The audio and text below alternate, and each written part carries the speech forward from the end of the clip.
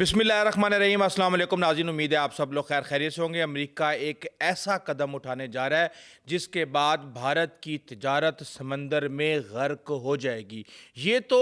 जो काम होने जा रहा है ये होगा तिजारती बुनियादों पे, जो कि एक इंटरनेशनल बिजनेस चल रहा है। लेकिन इसके साथ ही हम ये देख रहे हैं कि अमेरिका बदमाशी कर रहा है और अपने एम्पीरियलिज्म के नज़रियात को आगे बढ़ाते हुए जिस तरह उसने वेनेजुएला में हरकत की है, अब 5 ममालिक उसके टारगेट पे हैं, जिनमें ग्रीनलैंड है, क्यूबा है, ईरान है, मैक्सिको है और उसके साथ हम ये देख रहे हैं कि कोलंबिया है। अब ये 5 ममालिक हैं। ईरान के अंदर अलग से एक खेल खेला जा रहा है रजीम चेंज का, वो मैं आपको किसी और वीडियो में बताऊंगा। लेकिन अभी इस वक्त जो एक एक्शन ट्रंप का पूरी दुनिया के अमन को और एक जो तरतीब बनी हुई है इंटरनेशनल लॉ की, उसको बर्बाद कर सकता है और नेटो टूटने जा रही है। और ये सब कुछ कैसे होगा? ये होगा ग्रीनलैंड पर कब्जे पे। इस वीडियो के अंदर मैं आपको ग्रीनलैंड के हवाले से तमाम तर इंफॉर्मेशन आपको फराहम करूंगा, जिसके बाद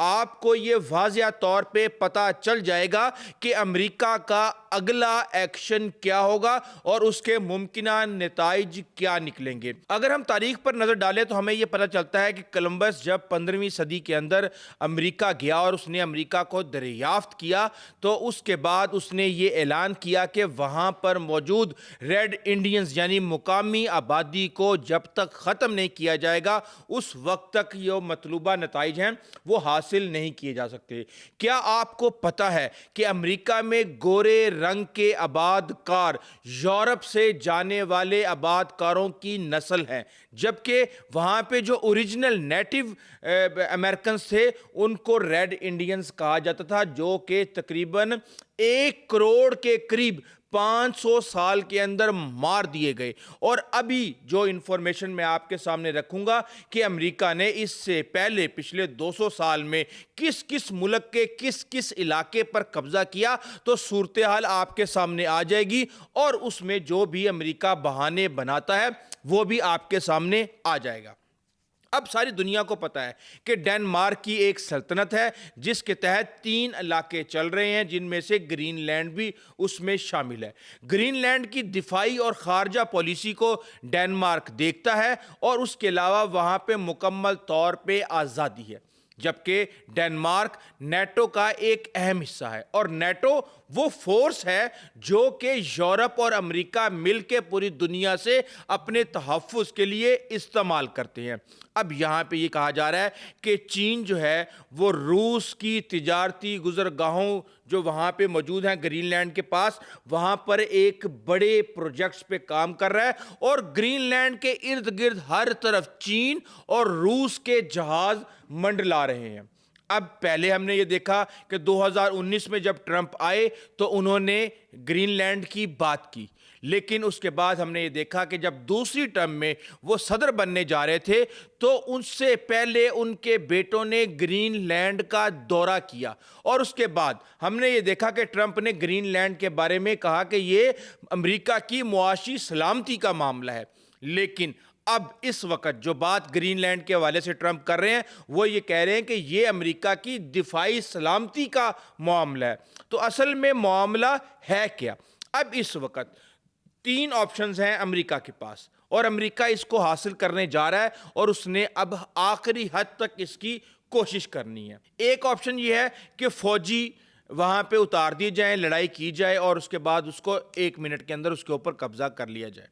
लेकिन इसकी जो कीमत है, वो जो सफारती कीमत है, वो बहुत बड़ी कीमत है, जिससे यूरोप भी अमेरिका से टूट जाएगा और ना सिर्फ यूरोप टूटेगा बल्कि इंटरनेशनल लॉ को भी एक बहुत बड़ा झटका लगेगा और अमेरिका और यूरोप के ताल्लुकात मुकम्मल तौर पे ख़राब हो जाएंगे। जो दूसरा ऑप्शन है वो ऑप्शन है ख़रीदने का, यानी कि डेनमार्क को पैसे दे दिए जाएं और ग्रीनलैंड को खरीद लिया जाए। जबकि तीसरा जो ऑप्शन है वो ये ऑप्शन है कि आप उनको एक आज़ाद कैदी के तौर पे बना लें, पूरी दुनिया को ये दिखाया जाए कि ग्रीनलैंड आज़ाद है, लेकिन असल हुक्मरानी अमेरिका और उसके माफिया की हो, जिसमें आप ये कह सकते हैं कि खरीदारी भी शामिल होगी और फौज भी शामिल होगी। اب آپ کو یہ پتہ ہے کہ گرین لینڈ کے اندر پہلے ہی امریکہ کا ایک فوجی اڈا موجود ہے، اور اس کے اندر اس فوجی اڈے کا مقصد یہ ہے کہ جو بھی روس اور چین سے بیلسٹک میزائل آئیں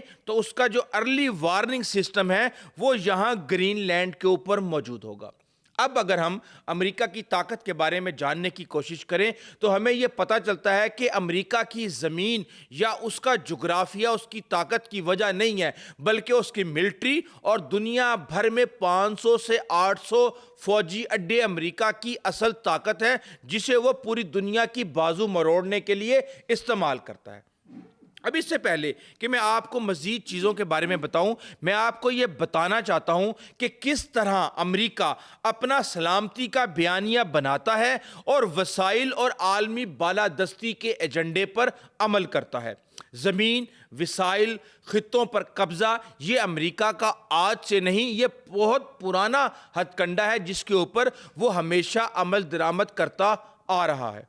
اب آپ کو بتاؤں کہ کولمبس جب وہاں پہ گیا 15ویں صدی کے اندر، مقامی آبادیوں کی نسل کشی کے حوالے سے اس نے تجویز دی، تو وہ چیزیں تو چلی ہی چلیں، اور ہم نے یہ دیکھا کہ تقریباً 10 ملین سے زیادہ لوگوں کو وہاں پہ مار دیا گیا، جنگیں کی گئیں، قبائلوں کو ختم کر دیا گیا، ان کی زمینوں پر قبضہ کر لیا گیا۔ اور آپ کو پتہ ہے کہ یہ جو ریڈ انڈینز تھے، یہ کسی دور کے اندر انڈیا سے وہاں پر کوئی زمینی راستے سے اور کوئی بحری جہازوں کے راستے سے جا کے وہاں پہ بہت عرصے پہلے آباد ہو چکے تھے۔ اب جب یہ سب کچھ ہو گیا، اور آپ کو یہ بھی پتہ ہونا چاہیے کہ اصل میں جب کولمبس نے امریکہ کو دریافت کیا تھا تو یورپ کے جتنے بھی ممالک تھے، جن میں انگلینڈ، اسپین، فرانس، نیدرلینڈ، جرمنی، آئرلینڈ، ان کے جتنے بھی جو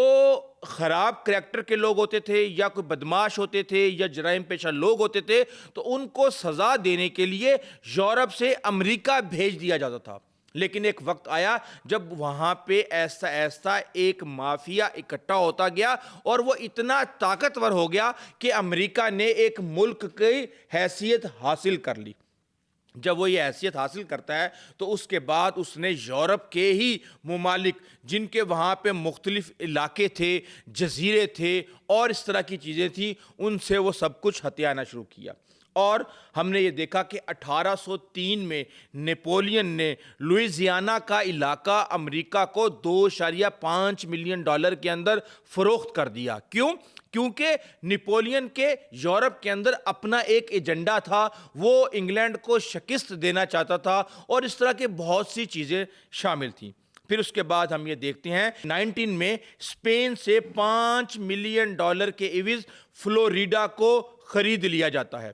یہاں پہ بریک نہیں لگتی، بلکہ اس کے بعد ہم یہ دیکھتے ہیں کہ 1854 میں میکسیکو کے ساتھ، میکسیکو اپنے علاقے دینے کے لیے تیار نہیں تھا، وہاں پہ بدامنی پیدا کی گئی، اس سے جنگ کی گئی، اور اس کا مقصد یہ تھا کہ ایک ساؤتھ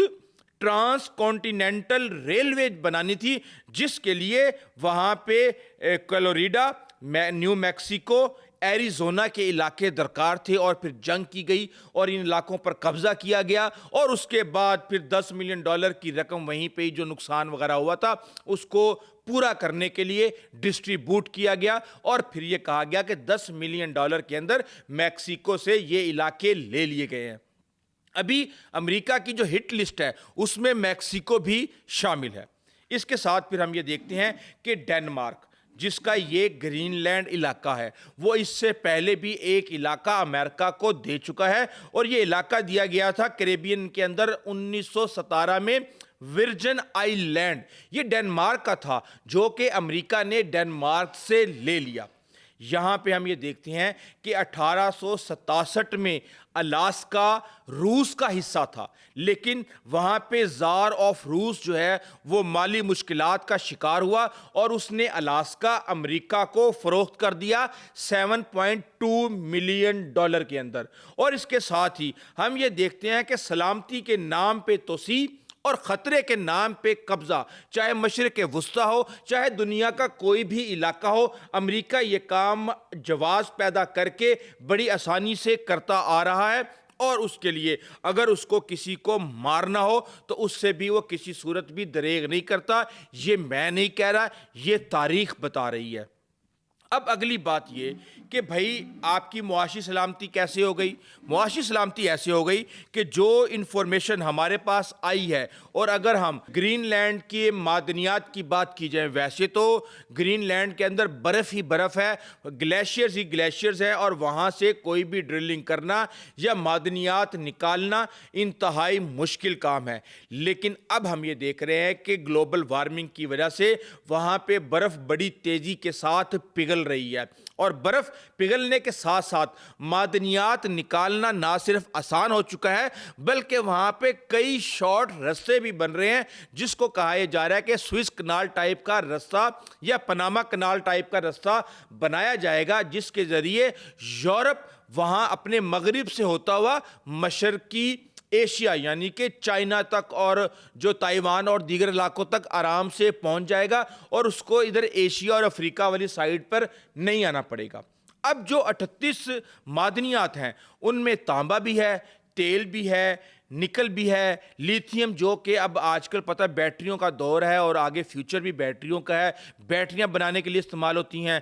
کوبالٹ سمیت وہاں پہ کئی نایاب اور ریئر ارتھ منرلز وہاں پر موجود ہیں جو امریکہ کہتا ہے کہ اس کو چاہیے۔ اب بات یہ ہے کہ پہلے ہی ڈنمارک نیٹو کا حصہ ہے، کوئی بھی آپ ٹریڈ ایگریمنٹس معاشی معاہدے کر کے یہ سب چیزوں پہ قبضہ کر سکتے ہیں، وہاں پہ اپنی انویسٹمنٹ بڑھا سکتے ہیں، بہت کچھ کر سکتے ہیں، لیکن امریکہ کا یہ رستہ اب بدلتا جا رہا ہے، اور اب وہی چاہتا ہے کہ وہ اس کو دفاعی طور پہ بھی استعمال کرے اور وہاں پہ قبضہ کر کے اٹلانٹک کے ارد گرد جو بھی روس اور چین کی موجودگی ہے اس سے وہ ڈھیل کرے۔ لیکن اس کے ساتھ ہی ہم یہ دیکھ رہے ہیں کہ ہم نے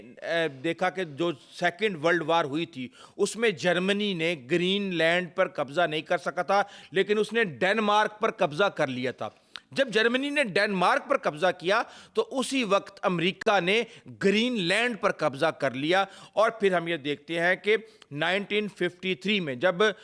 سیکنڈ ورلڈ وار ختم ہو جاتی ہے، جرمنی کو شکست ہو جاتی ہے، تو اس کے بعد 1953 میں ڈنمارک کو یہ واپس کر دیا جاتا ہے، اور 1979 میں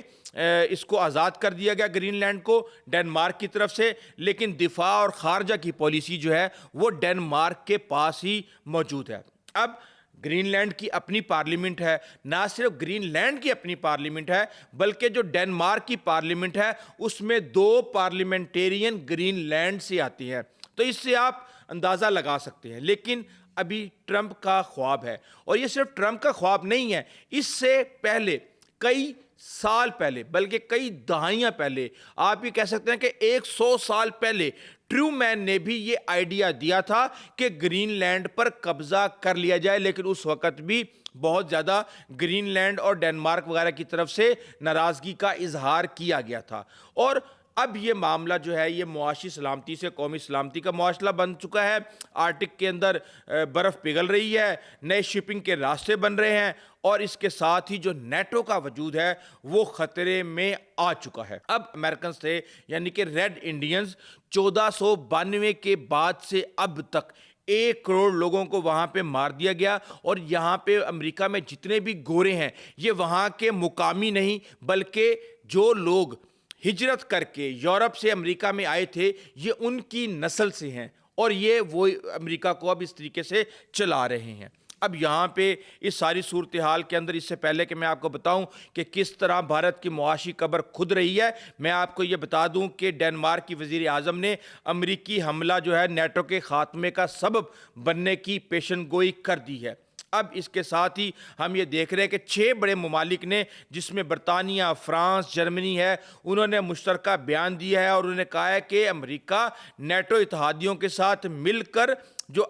آرکٹک کی جو سلامتی ہے اس کے اوپر کام کر سکتا ہے۔ یعنی وہ یہ کہہ رہے ہیں کہ بھائی جان قبضے والا کام نہ کرو، تسی سانو دسو، اسی تواڈے نال مل کے ایک کام کران گے۔ اور اس کے ساتھ ہی جو ڈنمارک کی وزیر اعظم ہیں انہوں نے کہا ہے کہ ٹرمپ کے یہ جو گرین لینڈ کے اوپر قبضے کے عزائم ہیں ان کو سنجیدہ لینے کی ضرورت ہے۔ اس وقت یورپی رہنما جو ہیں وہ بہت زیادہ پریشان ہیں۔ ہم نے یہ دیکھا کہ ایک طرف یوکرین کے اندر ان کو امریکہ کی مدد چاہیے، دوسری طرف ان کو ڈنمارک کی خود مختاری کا تحفظ کرنا ہے، تیسری طرف انہوں نے نیٹو کو بچانا ہے کیونکہ ڈنمارک نیٹو کا اہم حصہ ہے، اور جو اٹلانٹک دفاعی اتحاد ہے یہاں پہ وہ کہتے ہیں کہ جی یورپ پر آپ انحصار کریں، ہم آپ کو مایوس نہیں کریں گے۔ اور اس کے ساتھ ہی یورپ کے اوپر ٹرمپ نے 15% ٹیرف بھی لگایا ہوا ہے، اور یورپ کا کوئی بھی لیڈر اس وقت ٹرمپ کو ناراض کرنے کے لیے تیار نہیں ہے۔ بند دروازوں کے پیچھے باتیں ہو رہی ہیں، لیکن وہ بند دروازوں کے پیچھے ہی رہ جاتی ہیں کہ اگر ٹرمپ نے یہ کام کر دیا تو کیا ہوگا۔ لیکن اب ٹرمپ جو بڑی واردات ڈالنے جا رہے ہیں وہ میں آپ کو بتا دوں کہ Lindsey gram, senator Lindsey gram کا نام آپ نے سنا ہوگا، انہوں نے ایک سینٹ کے اندر بل دیا ہے، اور اس کے ساتھ ہی سینٹ کی جو خارجہ کمیٹی ہے اس کے تمام ممبران نے اس پر اتفاق کیا ہے، اور وہ یہ ہے کہ وہ تمام ممالک جو روس سے تیل لے رہے ہیں ان پر 500% ٹیرف لگا دیا جائے۔ اب آپ یہ بتائیں کہ 3 ممالک ہیں جو کہ اس وقت روس سے تیل لے رہے ہیں، جن میں برازیل، چین اور ہمارا ہمسایہ انڈیا شامل ہے۔ چین اور برازیل کیا کریں گے، کیا ہوگا، کیسے ہوگا، اس سے ہمیں کوئی زیادہ لینا دینا نہیں ہے، کیونکہ چین اپنے مفادات کا تحفظ کرنا جانتا ہے۔ لیکن جب 500% ٹیرف